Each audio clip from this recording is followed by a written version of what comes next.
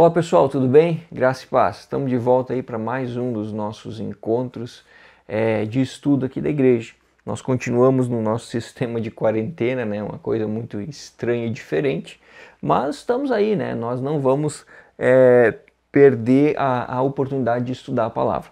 O templo está fechado, né? Nós não temos atividades no templo, mas nós podemos, graças à internet hoje, graças às modernidades de hoje, conversar e continuar estudando sobre a Bíblia. E nós estamos numa jornada de estudos sobre o panorama bíblico do Novo Testamento. Esse já é o nosso quinto encontro, tá?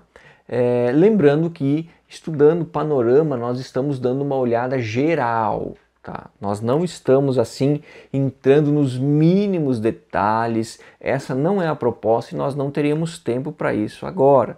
Tá? Nós estamos dando uma olhada geral no Novo Testamento, olhando assim como se fosse de cima. Lembram da ideia da foto que eu falei? Como se o panorama fosse uma foto. Nós estamos vendo tudo, né? Não estamos observando os detalhes, mas estamos dando uma passada geral. É um dos passos de agregar conhecimento para mim e para você acerca da palavra de Deus. Depois desse panorama, nós vamos estudando outras coisas. Muito provavelmente, nós vamos começar aí, daqui a um tempinho, a análise de alguns livros do Novo Testamento. Aí sim, vamos analisar um livro de cada vez, sem pressa, com paciência, olhando detalhes, né? Nos aprofundando um pouquinho mais, tá bom? Mas agora a nossa proposta continua. Estamos olhando o geral, panorama bíblico, tá? E hoje, nesse nosso quinto encontro, nós vamos falar sobre as cartas gerais, tá bom? Mas antes disso, eu queria convidar você para nós fazermos uma oração, beleza? Feche teus olhos aí no seu lugar, vamos orar ao Senhor. Senhor meu Deus e Pai, nesse momento, na Tua presença, nós estamos aqui como igreja. Ainda que não estejamos fisicamente presentes, ó Deus, estamos aqui, ó Pai, como corpo do Senhor, espiritualmente ligados, ó Deus, em Ti, que é o nosso Salvador, que é o cabeça, que é o pastor da Tua igreja, ó Pai. Te agradecemos por momentos de estudo que podemos ter, Senhor. Te agradecemos porque o Teu Espírito Santo nos dá a capacidade para grandes homens, santos homens de Deus, estudarem, ó Pai, desenvolverem materiais e serem capazes de passar para nós aquilo que nós precisamos aprender. Obrigado porque o Teu Espírito Santo também fala conosco e nos dá entendimento acerca da Tua palavra. O Teu Espírito Santo que nos guia, Senhor, nesses estudos, ó Deus, e se temos aprendido alguma coisa é porque o Senhor é misericordioso para conosco.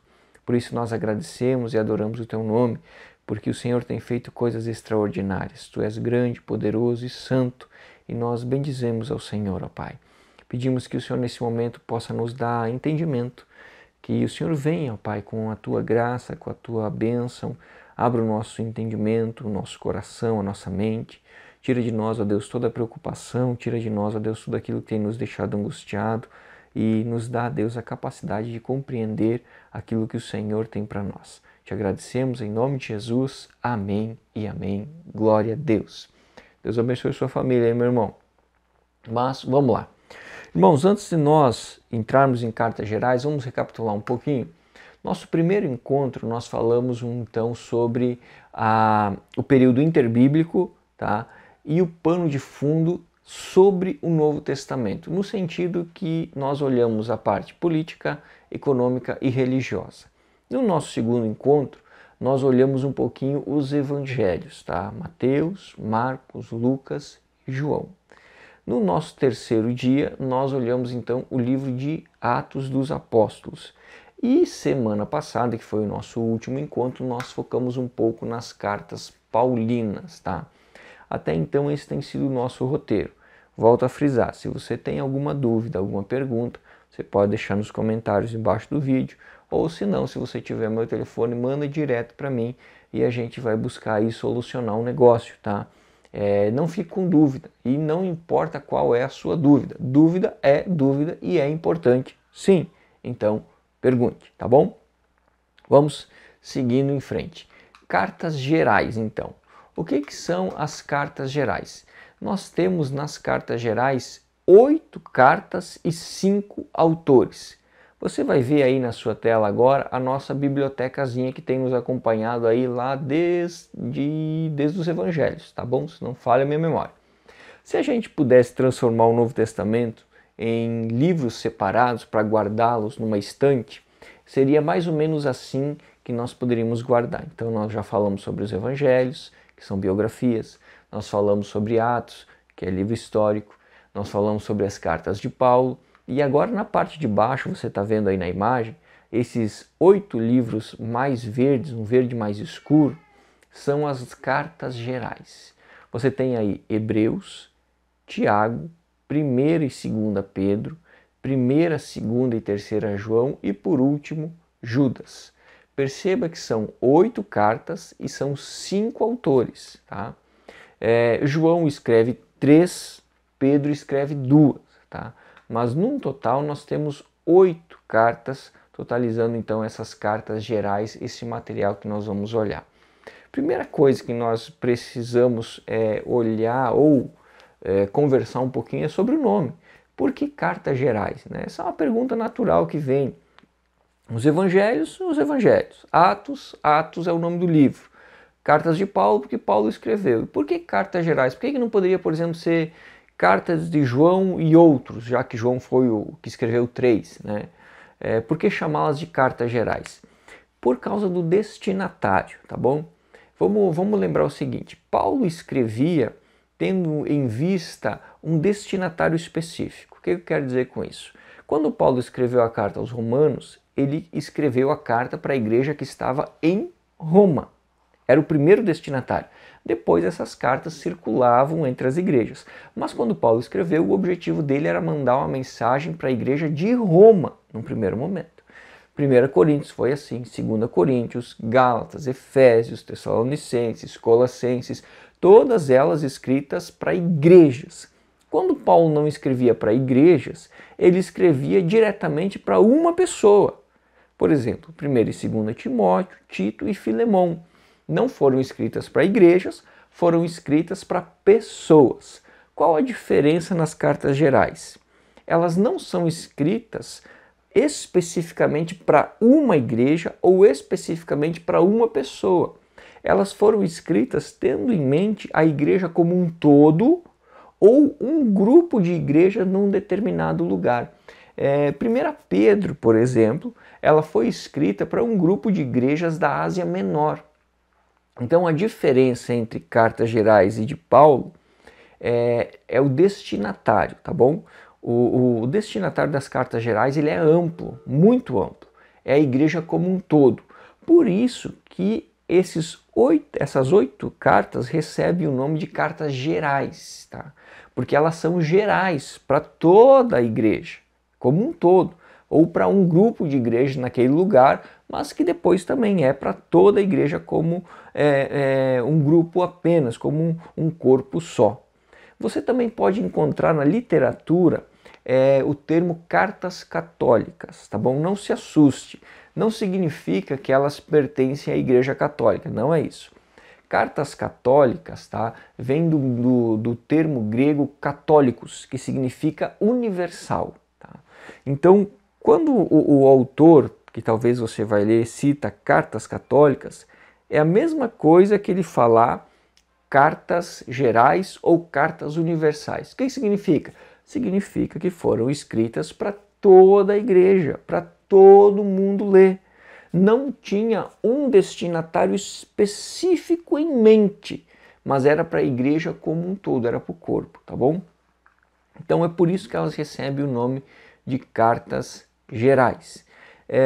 Assim como nós fizemos em outras partes dos nossos estudos, a gente procurou separar, não é? Dividir o máximo possível para tentar entender. Então, as cartas gerais nós também conseguimos fazer uma divisão. Nós podemos separar em 2 grupos para a gente conseguir estudar um pouquinho melhor e ter uma olhada um pouco mais detalhada, tá bom? Você tem na sua tela agora uma tabela que está escrita assim, ó, cartas gerais. E aí você tem na parte da direita, da minha esquerda aqui, tá? Aos judeus convertidos e na parte de baixo aos gentios e judeus. E do outro lado, do lado da minha direita, você vai encontrar então o nome das cartas. As cartas que foram escritas tendo em mente os judeus convertidos que se espalharam pelo Império Romano são Romanos, Desculpa, são Hebreus e Tiago. As cartas que foram escritas tanto para os gentios que se converteram, tanto quanto para os judeus que se converteram, é 1ª e 2ª Pedro, 1ª, 2ª e 3ª João e Judas, tá? As cartas escritas aos judeus convertidos, Hebreus e Tiago, estou com Romanos na cabeça, Hebreus e Tiago, elas são mais específicas para os judeus que se converteram. Elas têm o objetivo de atingirem mais esse nicho da igreja, vamos falar assim. As outras é assim, um geralzão para todo mundo.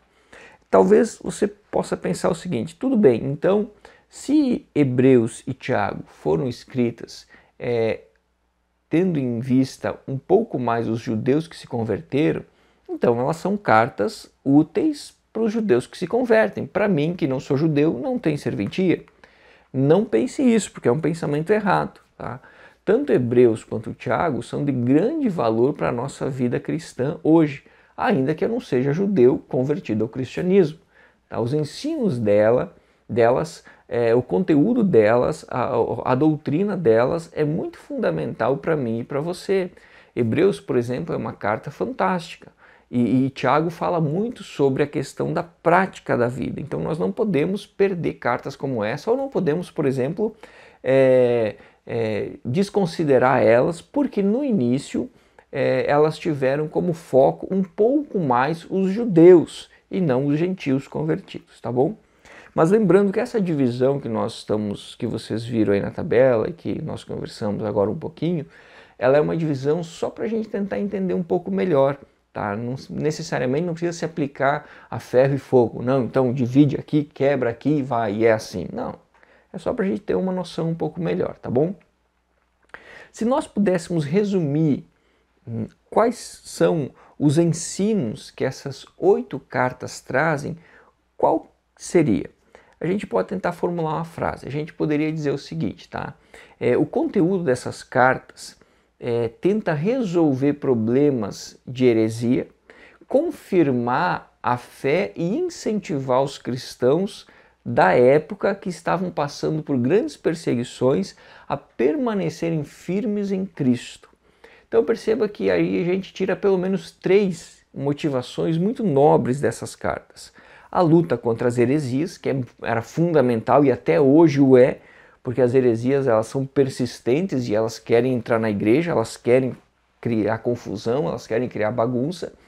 Então desde aquela época já se lutava contra isso e hoje continua do mesmo jeito.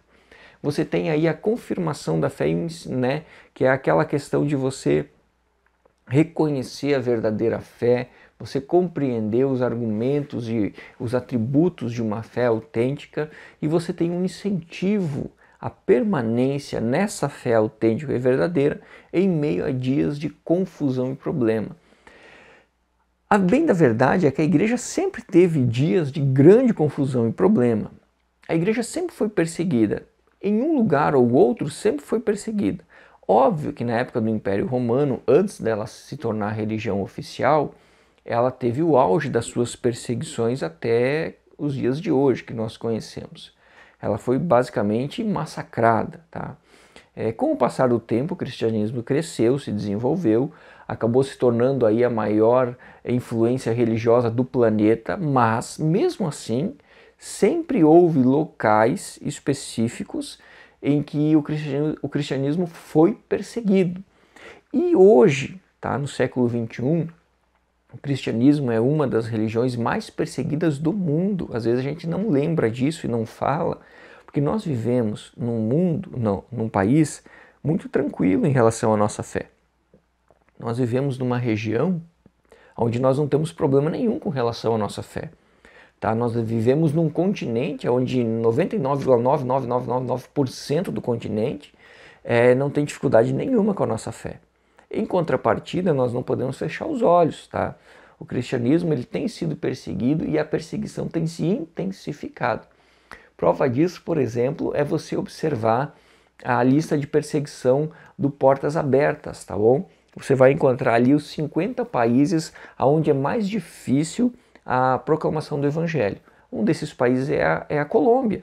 não por causa do governo, mas por causa dos narcoterroristas, tá? Que na área rural da Colômbia então não aceitam o cristianismo. E aí ele entra então como sendo um dos países onde é mais difícil a pregação do evangelho. Mas o fato é que o cristianismo sempre, de um jeito ou de outro, foi perseguido. E essas cartas gerais, elas são escritas para esse povo perseguido, no sentido de dar esperança para que eles possam continuar seguindo em frente. Olha que interessante, perceba que no meio da perseguição nós temos aonde encontrar alento. Né? Se nós olharmos essas cartas, se nós estudarmos essas cartas, você vai encontrar ali incentivo de Deus para nós continuarmos firmes, não desistindo, seguirmos adiante, tá? Perseverantes na fé, porque ao final seremos vitoriosos. Amém? Pois bem, além disso, você vai ver agora na sua tela aqui um resumo de cada uma das 8 cartas, tá bom? Com o conteúdo. Nós pensamos dessas cartas o conteúdo assim que mais se destaca. Não significa que o que está escrito aqui seja a única coisa que a carta vai tratar, não é isso.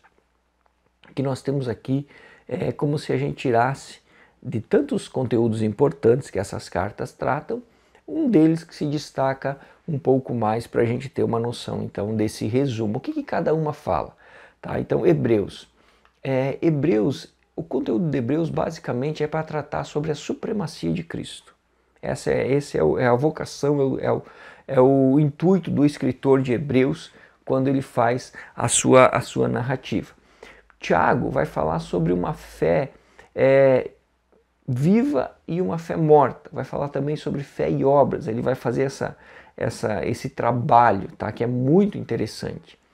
1 Pedro, então, vai falar sobre vencer em meio ao sofrimento, tá bom? Uma igreja perseguida e que precisava ser incentivada à vitória. 2 Pedro vai tratar sobre crescer em Cristo até a sua volta, continuar desenvolvendo a nossa fé até que Jesus volte. 1 João vai falar sobre a comunhão e a confiança dos filhos de Deus, tá? João fala muito sobre o amor, né? Ele é considerado, tido como o apóstolo do amor. E suas cartas não fogem disso, tá bom? 2 João vai falar sobre os falsos mestres. Mais uma vez a questão da heresia volta à tona aí. 3 João, vamos ter exortações e elogios. E Judas vai falar sobre o perigo da apostasia, tá? Que é aquela paralisação, que é aquela cauterização na fé. Tá, sei lá se Jesus volta ou não volta, vamos seguir a nossa vida e vamos tocar o barco assim, e deu, tá? É o abandono da fé, a negação da fé, tá? É um perigo, a apostasia, tá bom? Então a gente viu aí, de forma resumida, o que cada carta, assim, um conteúdo pensado de cada uma delas, um conteúdo importante. Eu queria trazer sobre as cartas gerais 2 pontos de curiosidade. O primeiro deles é o tamanho das cartas. Se você pegar a sua Bíblia e ler, você vai perceber que as cartas gerais elas são bem pequenas em comparação às cartas de Paulo, por exemplo. Tá? Isso não faz com que elas percam o mérito, a gente já conversou isso antes ali atrás. Tá? Mas é uma curiosidade. Em comparação às cartas de Paulo, o conteúdo das gerais é muito pequenininho. Tá? Elas são cartas assim, com poucos capítulos, né? Com pouco conteúdo nos capítulos, tá? E essa é uma curiosidade. Segundo ponto de curiosidade é a posição dessas cartas no cânon bíblico. Se você pegar a sua Bíblia, você vai ver que as cartas gerais elas vêm logo após as cartas de Paulo. Mas nos manuscritos gregos mais antigos era o contrário. As cartas gerais vinham antes das cartas de Paulo. E nessas versões mais modernas foi mudado. Então elas passaram a ser depois. Por quê? Muito provavelmente por causa das datas, tá? As cartas gerais elas são escritas, tirando Tiago, que é escrito tendo aí os estudiosos dizendo que é uma das cartas mais novas que foi escrita, o restante das cartas gerais ela é escrito já no final da vida de Paulo ou depois da morte de Paulo. Então, muito provavelmente, por causa dessa data posterior, tá, ou um pouco mais distante, então elas são colocadas nas Bíblias que nós temos hoje após as cartas de Paulo. São duas curiosidades aí para a gente guardar e pescar um pouquinho da palavra, tá bom?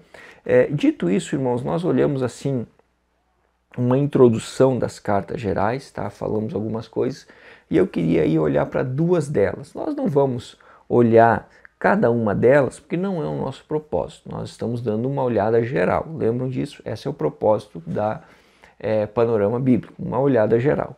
Mas eu gostaria de olhar pelo menos duas, tá? Que é Hebreus e Tiago. Também não vamos olhar detalhadamente Hebreus e Tiago, mas vamos olhar um pouquinho mais do que olhamos as outras, tá bom? Então, Hebreus. Hebreus é uma carta escrita aos judeus convertidos ao cristianismo. Aquelas pessoas que eram praticantes do judaísmo, da descendência judaica e que entenderam que Jesus era o Messias que havia vindo, tá? E então se convertem ao cristianismo. O escritor de Hebreus, ele escreve, num primeiro momento, tendo essas pessoas de uma forma mais exclusiva em mente. Isso é comprovado por quê? Por causa da grande quantidade de apelos que nós temos ao Antigo Testamento e também pelo grande e rico conhecimento dos rituais judaicos do Antigo Testamento que são descritos nessa carta de Hebreus, tá? O tema central da carta a gente poderia resumir da seguinte maneira: Cristo sendo superior a cada aspecto da religião do Antigo Testamento. Essa é a ideia de Hebreus.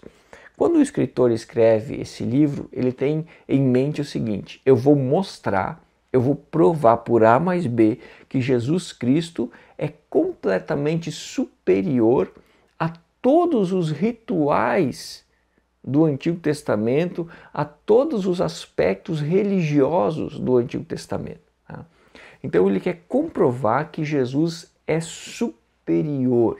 Tá? Então essa é a ideia. Vocês vão ver o esboço agora, para a gente ter uma ideia disso. Você está vendo aí na sua tela o esboço de Hebreus. Então, perceba o seguinte: do capítulo 1, verso 1 ao 2, verso 18, você tem então Cristo superior aos profetas e aos anjos, tá? Então ele vai tratar disso.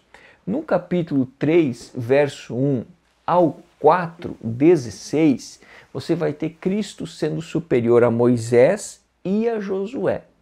No capítulo 5, verso 1 a 8, verso 5, Cristo o sumo sacerdote, tá? Que está acima de todos os outros sacerdotes. No capítulo 8, verso 6 ao 10, 39, você tem a supremacia, tá, da nova aliança sobre a antiga aliança. Então, o que consta ali? Consta que a nova aliança, a graça, é superior à aliança da lei. Tá? E do capítulo 11, verso 1 ao 13, verso 25, você encontra então a superioridade da fé. Inclusive, lembremos que Hebreus, capítulo 11, tem a galeria dos heróis da fé. E diz lá assim: pela fé fulano de tal, pela fé fulano de tal, pela fé, pela fé, pela fé. E assim vai citando vários e vários grandes homens de Deus. Eu vi um pastor uma vez dizer assim: será que nós esperamos um dia entrar numa galeria como essa, assim, pela fé, o cristiano, isso, aquilo? É interessante pensar, né? Esses homens exercitaram a fé deles de uma forma a serem honrados, né, muito tempo depois. Mas você está vendo aí o esboço, então fica claro perceber que a intenção de Hebreus é explicar a superioridade de Cristo. Agora, Hebreus tem um detalhe que chama muita atenção e às vezes acaba chamando mais atenção do que o próprio conteúdo, que é a autoria. Nós não sabemos quem foi o autor de Hebreus. Por exemplo, Romanos foi Paulo, Coríntios, foi Paulo, Hebreus, não se sabe. Talvez você me diga assim, mas como é que não se sabe? Simplesmente não se sabe, nós não temos evidências internas do livro constantes o suficiente para dizer assim, foi o fulano ou foi o Beltrano. E não temos evidências externas também fortes o bastante para dizer foi o fulano, foi o Beltrano. Tá? Tem algumas conjecturas, por exemplo, alguns pais da igreja sugeriram alguns nomes. Clemente de Alexandria, por exemplo, propôs que o autor fosse Lucas, o mesmo Lucas dos Evangelhos. Tertuliano falou que poderia ser Barnabé. Tá? Calvino, não é um pai da igreja, mas é um reformador, ele diz, na opinião dele, poderia ser Lucas ou Clemente de Roma. Lutero, que também é outro reformador, propôs que fosse Apolo. Tá? E Jerônimo e Agostinho, tá, aceitavam a autoria de Paulo. Então você vê que aí nós falamos de pelo menos 1, 2, 3, 4, 5, 6 nomes. E teriam outros que poderiam entrar na fila. Tá? Não se tem ideia de quem foi o escritor de Romanos. Nós não temos como provar isso. Os estudiosos debatem, tentam provar um, tentam provar outro, tentam emplacar um nome ou aquele, mas na verdade nós não temos. Eu acho que a gente tem que ficar com a frase de Orígenes, um grande estudioso da igreja cristã, que ele diz assim, só Deus sabe quem escreveu a epístola. E essa é uma verdade. Hebreus é um dos livros mais misteriosos com relação à escrita que nós podemos imaginar. Não se sabe quem foi, e isso deixa todo mundo intrigado. E às vezes o fato de não saber o autor do livro, no caso de Hebreus, acaba chamando mais atenção do que o conteúdo, quando deveria ser o contrário, porque, a bem na verdade, o escritor é importante, mas até certo ponto, porque a palavra, na verdade, ela é do Senhor. Então, a real importância do texto não está no autor, mas em si no que o texto está dizendo, tá? Porque a Bíblia é a palavra de Deus. Então, Hebreus tem um conteúdo assim formidável, tá? Que nos revela a importância de Jesus e comprova como Jesus é sim supremo e superior a tudo e a todos. Não há dúvidas acerca disso. O segundo livro que eu queria olhar um pouquinho é Tiago, tá? Diferente de Hebreus, Tiago a gente não tem dúvida com relação à escrita, mas também chama atenção, porque é comumente aceito que o escritor de Tiago é Tiago, o irmão de Jesus. Isso mesmo. É o mesmo Tiago que a gente encontra lá em Atos, capítulo 15, verso 13, que participa do concílio de Jerusalém para decidir a questão se os gentios que estavam se convertendo através da mensagem de Paulo precisavam ser circuncidados ou não. Tá? Então, nós sabemos que Tiago, o irmão de Jesus, aceitou, ou melhor dizendo, vamos colocar assim, se converteu realmente após a morte de Cristo, tá? E com o passar do tempo se tornou então um dos líderes da igreja em Jerusalém. Durante o ministério de Jesus, tanto Tiago quanto os outros irmãos de Jesus não aceitavam muito bem essa ideia, tá? Mas depois da partida de Cristo, nós temos então uma mudança de cenário. Tiago então acaba reconhecendo ao Senhor, ele acaba se convertendo e se tornando um grande líder da igreja cristã no primeiro século.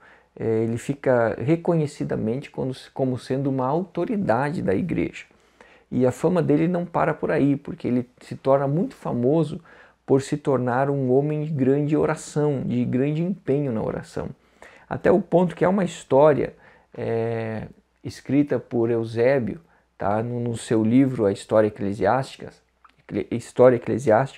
que ele fala que o irmão do Senhor gastava tanto tempo em oração que seus joelhos se tornaram duros como os de um camelo. Tá? Isso para tentar ilustrar como a vida de oração de Tiago era perseverante, tá? E ele se torna então um dos grandes líderes da igreja, um dos pilares da igreja primitiva. E é ele então que escreve o livro de Tiago que nós temos na Bíblia. O que ele escreve? Basicamente, o livro de Tiago ele é assim, um desses livros que mexe muito com a gente quando a gente está lendo. Porque Tiago ele não tem assim um cuidado tão grande para escrever, ele não dá muitas voltas, ele é meio diretão no que ele precisa falar e ele fala realmente o que precisa. E em Tiago nós encontramos uma diferença entre uma fé viva e uma fé morta. Tá? E em um determinado momento ele vai até falar algumas coisas que mexe muito com a gente, né? Quando ele diz assim, me apresente a sua fé sem obras e eu apresento a minha fé com obras. A sua fé não vale nada, né? Basicamente ele está dizendo isso. Só que se você for cristão autêntico, se você realmente ama o Senhor Jesus e se o Espírito Santo de Deus promoveu no seu coração uma mudança, você não tem como negar ou discordar de Tiago. Porque realmente uma fé viva é uma fé que apresenta obras, é uma fé que realiza obras, que faz o bem. Nós vamos lembrar que o segundo grande mandamento que Jesus nos deixou é amar o próximo como a nós mesmos. Então, eu não posso desassociar a fé da prática. A ideia de que a fé pode permanecer apenas no âmbito do intelecto ou do sentimento, que ela pode permanecer apenas para mim e não me levar a fazer nada pelo próximo, não é uma ideia cristã, isso não faz parte do cristianismo. A fé verdadeira é aquela que se doa, em primeiro lugar a Deus e em segundo lugar ao próximo. Tudo isso regado por amor. É aquela velha máxima, né? Eu fui salvo para fazer boas obras, tá? Agora, quando você dá uma lida assim em Tiago de uma forma superficial e sem prestar muita atenção, vai parecer, parecer, coloco entre aspas aqui, parecer que há uma certa divergência entre Tiago e Paulo. Porque Tiago vai falar de uma fé de obras e Paulo vai falar de uma fé, tá, para a salvação. Às vezes alguém pode pensar o seguinte, Tiago estava negando o que Paulo escreveu. Não. Se você observar com mais atenção, não há uma briga de argumentos entre os dois. Os dois se completam. Basta você perceber uma coisa, tá? A salvação é pela fé. Eu preciso crer. Essa é a ideia, tanto de Paulo quanto de Tiago. Agora, ao crer, eu não posso ficar parado. A fé precisa produzir em mim alguma coisa. Eu preciso trabalhar, eu preciso agir, eu preciso fazer o bem, eu preciso fazer boas obras. Porque a fé, ela é algo que se traduz na prática, assim como o amor. O amor não é apenas contemplação. Eu amo, eu amo, eu amo, eu amo. E aí, não, eu amo. Não. Eu amo e faço alguma coisa. Eu pratico esse amor. Eu demonstro esse amor. Então, eu costumo dizer que tanto Paulo quanto Tiago, eles não competem, eles se completam. Tá? Eles se completam. A fé salvadora é a fé que, quando depositada em Cristo, quando gerado a salvação, ela se traduz em obras pelo próximo, servindo a Deus e servindo aos irmãos. Mas o fato é que o livro de Tiago ele é um livro assim que ele mexe muito com a gente quando a gente lê, porque ele não tem muitas papas na língua e é interessante, vale a pena a leitura. Tá? Nós olhamos então esses dois livros, irmãos, uma passada por cima para ver um ou outro detalhe, e também hoje nos dedicamos um pouco mais às cartas gerais. Semana que vem nós vamos olhar então Apocalipse. Mas qual a lição que nós podemos tirar ou que podemos guardar das cartas gerais? Palavra de Deus. Tá? É claro que Paulo ganha muito mais destaque. Afinal de contas, ele escreve 13 cartas e tem toda uma história por trás de Paulo. Ele se torna assim um ícone do cristianismo. Mas nós não podemos desprezar as cartas gerais. Elas são de uma importância ímpar e de uma qualidade muito grande. Tá? Então são cartas que nós podemos olhar com carinho. E até um detalhe, como elas são menores, a nível de início, nós podemos nos dedicar estudando elas com mais afinco. Porque como elas são menores, nós vamos conseguir com mais facilidade e em menos tempo. Então vale muito a pena, tá, a dedicação de olhar essas cartas. Eu não sei se você já leu, mas Se você não leu, leia, tá? Tente estudá-las, tente aprender com elas, porque vale muito a pena. São cartas muito boas, de um conteúdo muito bom e que vão fazer muito bem tanto para mim quanto para você, tá bom? Querido, Deus abençoe a sua vida, um abraço para você, que Deus guarde você o restante dessa semana. Semana que vem nós vamos falar sobre o Apocalipse, encerrando então a nossa série de estudos sobre o panorama bíblico, tá bom? Deus te abençoe, beijo, fique com Deus, valeu, tchau, tchau.